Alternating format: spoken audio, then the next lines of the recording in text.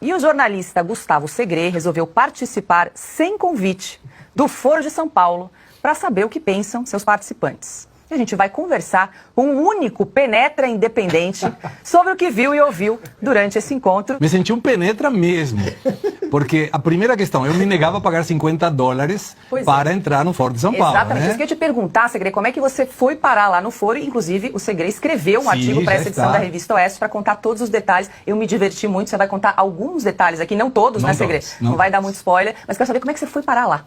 Bom, primeiro para mim era um desafio, estar lá era um desafio.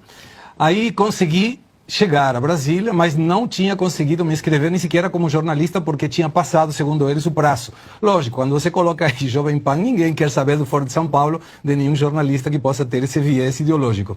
Mas aí eu lembrei que, geralmente, os que defendem a esquerda não acordam muito cedo. Então eu entrei no Foro de São Paulo muito cedo, e não tinha ninguém. Então eu tirei a minha gravata e me coloquei lá no fundo, um salão gigantesco e vazio.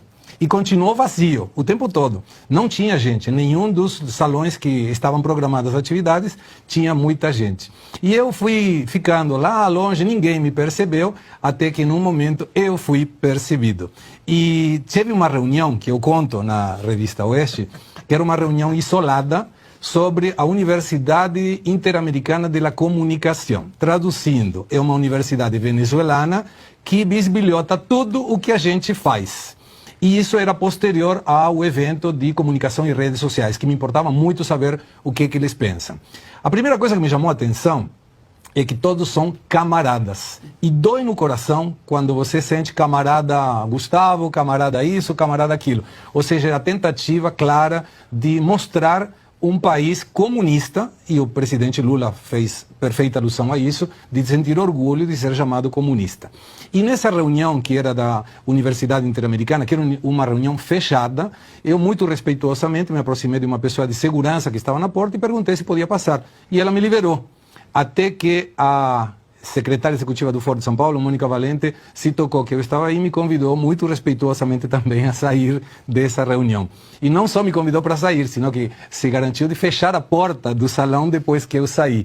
Mas teve coisas muito interessantes, só umas, não muitas. O que você ouviu de mais espantoso lá? Que é um projeto em que, se você pensa de uma forma, Augusto, e eu penso de outra, a gente respeita as diferenças que possam ter. Eles querem todo mundo pensando igual. E o ápice do absurdo foi quando, nas divulgações, teve que ia chegar um representante da Secretaria de Estado americano. Aí eu fiquei muito interessado em saber como alguém que é do capitalismo puro estava numa reunião em que a única fala é combatendo o capitalismo puro. Era mentira, era uma fake news da esquerda, porque quem estava, na realidade, era uma organização democrática socialista nos Estados Unidos. No primeiro dia eram 75 mil membros, no segundo dia eram 100 mil, então não acreditei nem nos 75 mil, nem nos 100 mil. E aí eu perguntei depois para eles, não seria mais fácil, você que são 75 mil pessoas, nos Estados Unidos, na mega do capitalismo, ir para Cuba, ir para a Venezuela, para a Argentina inclusive, em lugar de tentar que 300 milhões de capitalistas queiram se tornar comunistas? E a resposta deles foi, olharam entre eles e se mandaram, não responderam. Mas é uma coisa realmente absurda, porque me parece que a pluralidade faz a melhora da sociedade. É o convívio dos contrários, né? Eu penso de uma forma, você pensa da outra, a gente respeita esse pensamento e cada um toca a sua vida do jeito que melhor entender. Não, o objetivo do Foro de São Paulo é que todo mundo seja comunista.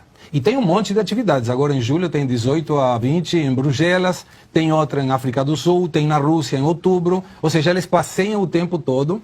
E uma curiosidade, com isso finalizo, e se você estiver interessado, leia a matéria da Revista Oeste, que tem coisas muito interessantes. Mas uma coisa, ninguém estava com esse celular Huawei. Não, era Samsung e iPhone. Ou seja, capitalista, não, comunista, mas não trouxa. Olha, eu queria saber, além do... Ele já explicou como entrou, né? Mas o espírito dessa gente, alguém revelou por que está vicejando, que tem solo favorável aqui na América Latina, algo que não deu certo na União Soviética por tantos anos de poderes absolutos e agora estão investindo aqui na América Latina? Alexandre, que prazer estar aqui contigo.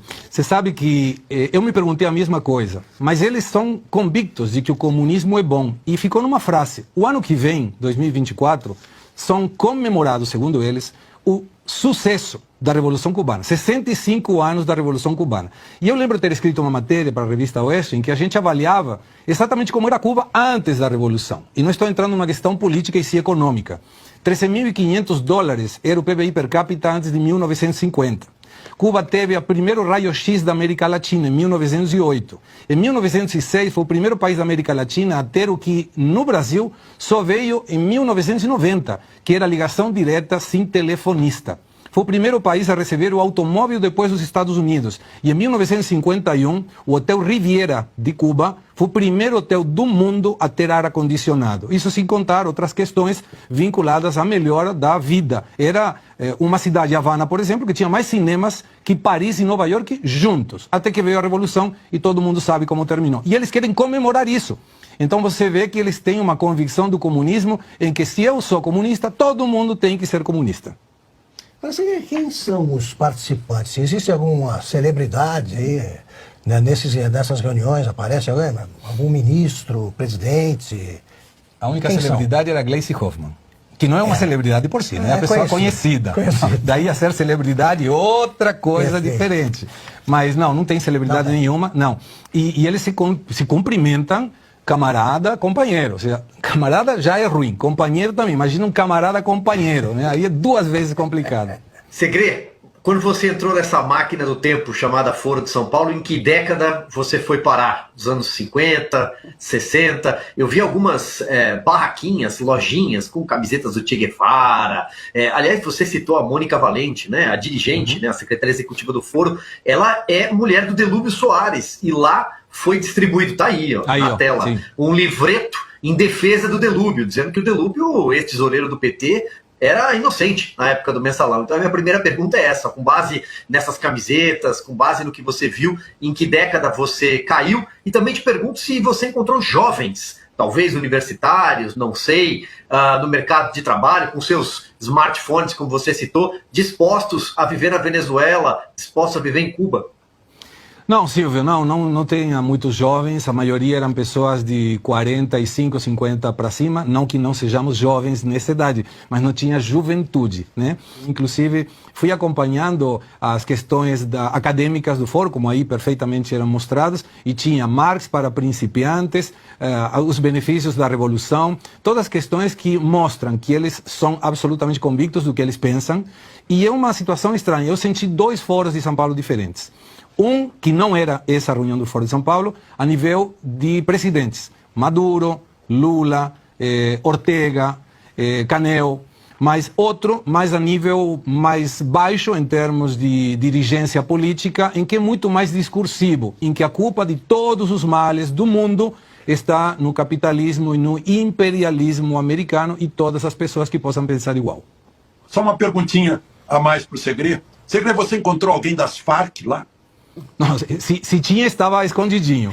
Não falaram que eram dessa forma. Não se mostravam dessa maneira. São muito cuidadosos, né? Uma questão é mostrar que eles gostam do comunismo e que todo mundo seja comunista como eles, mas não da situação de que possa aparecer alguma coisa questionável do ponto de vista ético ou do ponto de vista belicoso. Segre, é muito bom ter você aqui com a gente. Eu li o artigo hoje de manhã e olha que artigo... Eu acho que delicioso de ler, porque é o artigo de um espião nosso, né? Ali dentro. Então, agora, Segre, eu acho que você está propagando fake news, porque de acordo com a imprensa brasileira, o Foro de São Paulo não existe. O Foro de São Paulo é uma invenção, é uma teoria conspiratória. E agora vejam vocês, né? O Augusto sempre fala, não tem como parar a verdade, ela é imparável, agora está aí. O presidente Lula discursando no Foro de São Paulo, que foi considerado pela imprensa brasileira nos últimos anos como uma teoria da conspiração. Só queria uma curiosidade boba, Segre, quantas vezes você ouviu a palavra imperialismo estadunidense ali naquele ambiente? Ou liberalismo, o tempo todo. Mas vou dar mais um spoiler da matéria. A esquerda toma exemplos da direita e do liberalismo. Mises, Hayek, Friedman, em termos de como deve se comunicar a narrativa, como eles falam, dessa forma. Mas, Ana Paula, o bom se não existe que eu não estive lá.